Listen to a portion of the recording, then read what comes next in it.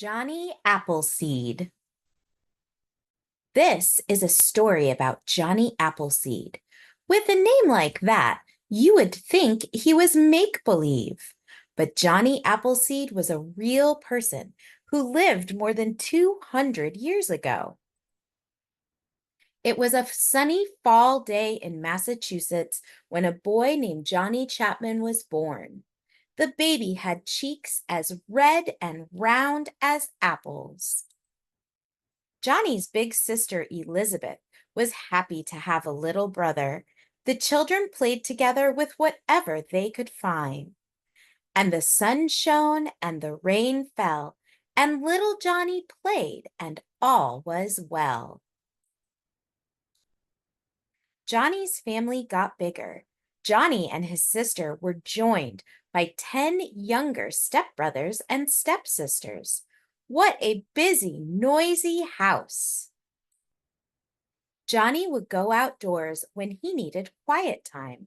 Sometimes he'd walk along the river. The squishy mud felt good under his feet. Other times he would read and sit under a tree. Johnny would watch the animals in the wild, the foxes playing in the meadows, the deer dashing through the woods, and the birds soaring high in the wide blue sky. If he found an injured animal, Johnny would take care of it until the creature was well. Johnny liked being outside. When he got older, he went to work in the apple orchards, just like his great-great-great-grandfather long before him. And the sun shone and the rain fell, and Johnny grew up, and all was well. Johnny learned everything about growing apples. He was happy planting seeds, taking care of trees, and munching on the delicious fruit. Lots of people were moving out west back then. When Johnny was all grown up, he decided to go west too. He didn't bring much with him. For a hat, he used his pot, and a burlap sack did fine for a shirt. And shoes? Well, why wear shoes when you have two perfectly good feet?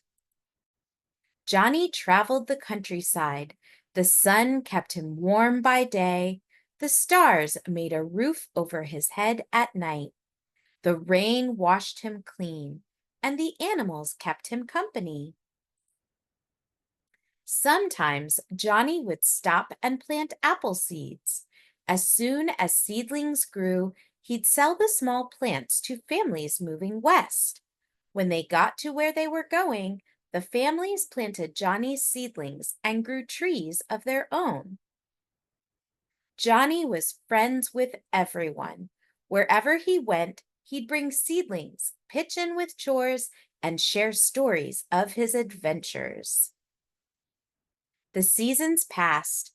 Every fall, Johnny gathered seeds from ripe apples.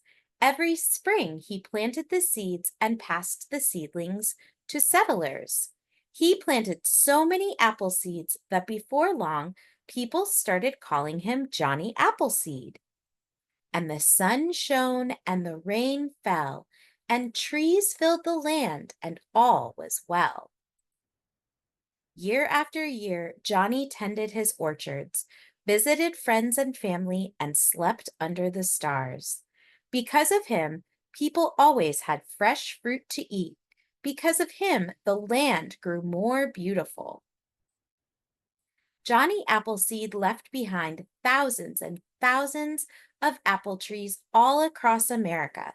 Just think, the next apple you eat may be from an orchard that was first planted by Johnny Appleseed.